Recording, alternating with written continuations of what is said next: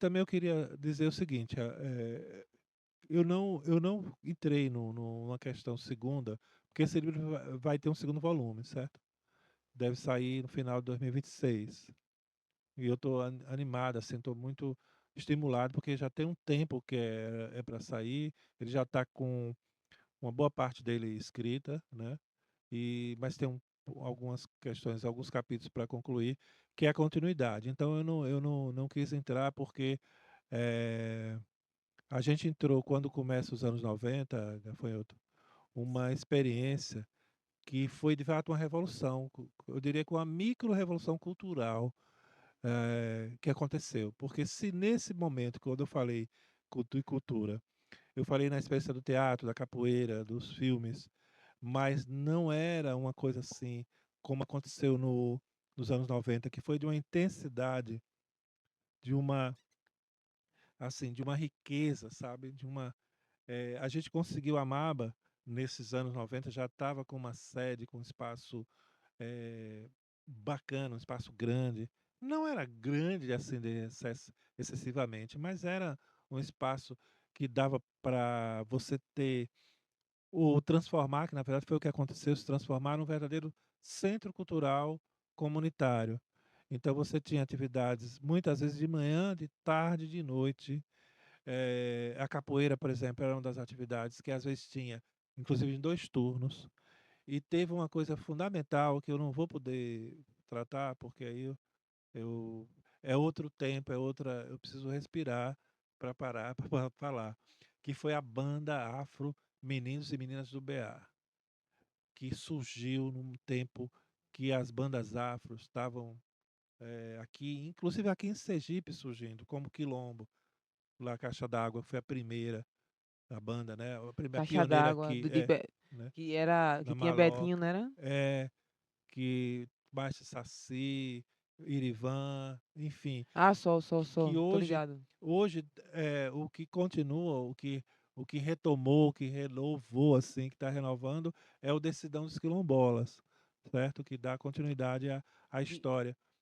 Mas a gente viveu, na década de 90, uma experiência no bairro América, influenciada pela questão da cultura dos blocos afro de Salvador, especialmente do Colodum, em que a gente chegou a ter 3 blocos afros: Bantus Nação, Orion Minirá e a banda Meninos e Meninas do BA. Então,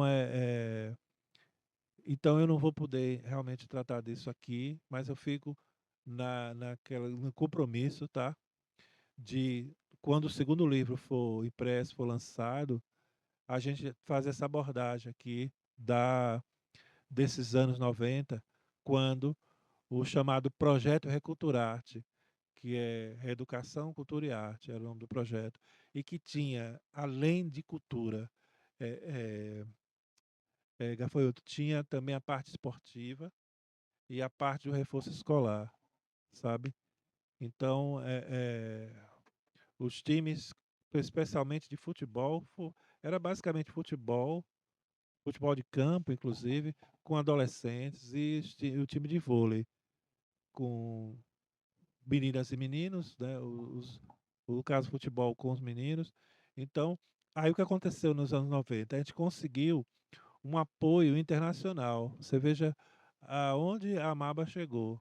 A gente conseguiu um apoio de uma instituição chamada World Vision, ou Visão Mundial, que é uma instituição americana, que apoiou, ainda existe até hoje, apoiava trabalhos de comunidades, né, inseridas na periferia e tal, com a linha cultural, a linha assistencial também. A gente não era assistencial, tinha um pouco, mas eles até escolheram a gente por isso, porque a gente tinha, eles descobriram assim, a gente descobriu uma organização que a gente queria apoiar, porque a gente está cansado de apoiar instituições que voltadas para o trabalho muito assistencial, assistencialista, a gente não quer. A gente quer um trabalho com educação, com cultura, um trabalho que emancipe mais as pessoas, né? Que não crie dependência. Então, essa questão a gente deixaria para o próximo episódio, tá bom? Agora, antes de dizer também que vai ter um filme, um lançamento, um filme, eu participei dele, que é baseado no livro, nesse livro Amaba, ele deve estar sendo apresentado, ele é um filme em episódios, né? Eh, Aonde, com quem, quando ele e vai como? ser, ele ainda não tem uma data expressiva, mas a previsão é dezembro ou janeiro. Dezembro não vai ser mais porque o diretor não me comunicou, provavelmente ainda está fechando, está trabalhando com a finalização, né? Com a pós-produção, como é chamado. Mas eu acredito que em janeiro a gente vai ter essa estreia desse filme, né? Pelo menos de um episódio, porque ele é dividido em episódios, 6 episódios de 15 minutos, certo? E vai ser bem bacana, porque cada episódio trata de um aspecto, não apenas a Amaba, mas o bairro como um todo. Então Do tem Bairro América. um aspecto que é mais histórico da origem do bairro. Por exemplo, uma coisa interessante que o livro nosso também fala, quem fundou o Bairro América, que a gente pode chamar do. Claro que não foi só ele. O Bairro América é fundado por um contingente de trabalhadores, de negros, de pobres, é verdade, que compraram terrenos baratos, né? Ocuparam também, mas muitos compraram. Mas quem loteou, quem era dono de um sítio chamado América, foi um judeu fugitivo da Europa, inclusive com ligação com a Europa Oriental. A gente não sabe muito bem qual era o país, mais ou menos, que ele teria ligado, chamado José Zuckerman. Então, olha que coisa interessante, né? Eu Isso já da, ouvi falar, né? eu já ouvi falar sobre alguém falando, alguém do Barra América mesmo falando esse Sobre nome, esse José nome, né? Zucman. Pois é, então são muitas histórias, são muitas camadas que se tem. E o Bairro América tem uma coisa interessante, cara. Esse livro é o segundo, é o terceiro, não lembro bem, mas com certeza é o segundo. Sobre a história do bairro, escrito por pessoas que viveram, que eu não vivo mais, certo? Já tem um tempo bom que eu não estou lá. Mas tem uma pessoa que escreveu um dos livros, que mora lá, que inclusive é uma das pessoas que teve na liderança da Rádio Carcará, Rádio FM, né? Que funcionou lá na Amaba durante um certo tempo, até a Polícia Federal e a Anatel lacrar o transmissor.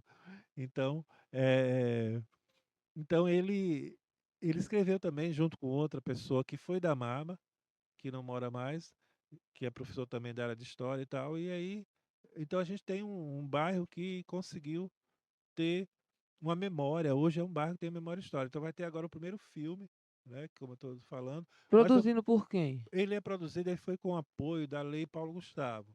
E aí a produtora chamada Clip Filmes, é uma produtora nova, independente de cinema, formado por um produtor e a equipe de negros, pessoas, né? Um cara que também que veio da periferia, morou no Bugio, é, e ele é o Marco Vieira. E aí ele fez carreira nesse caminho da comunicação. Ele é fotojornalista, trabalhou em jornais aqui, trabalhou em secretaria de governo e tal. E aí hoje fundou essa produtora. E aí a gente está esperando a resposta. E esperando também que possa até ser negociado com quem sabe, até com televisão, enfim, rede de televisão, né? Até que fechado ou aberto para ser exibido, certo? Então, por hora, ele não vai ser um filme que vai ficar tão público assim, tão por conta disso, para ter tempo para ver se consegue com canais de televisão ou distribuidoras, enfim, streaming, essas coisas todas, certo? Por isso que ele vai ter uma edição apenas de exibição pública, e isso vai acontecer no próprio Bairro América, certo?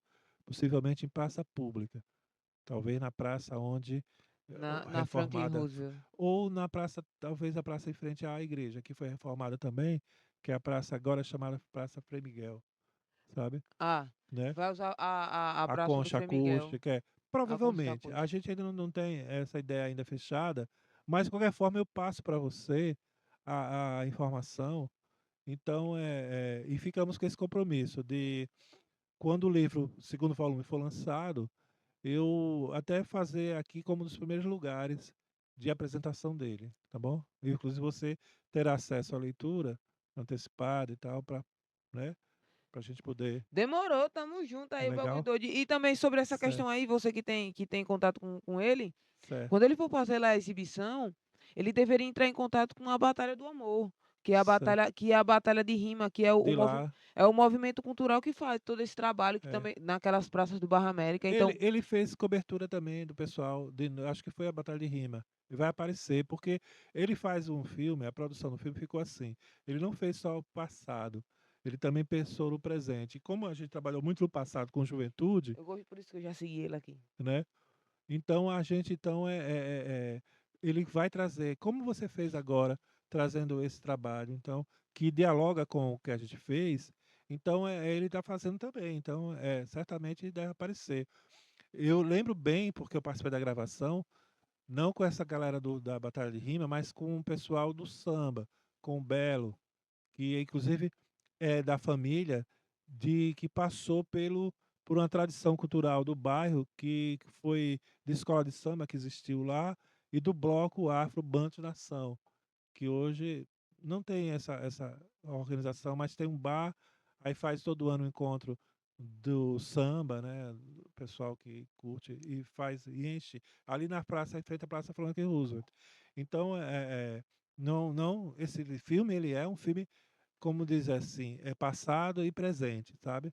Ele não é só preso à ideia do que foi, mas também do que será, porque o que será passa pelo que é, né? Não é verdade? Então, pensar no futuro é fazer o presente, ligar o passado e sair seguindo, sabe? Máximo respeito.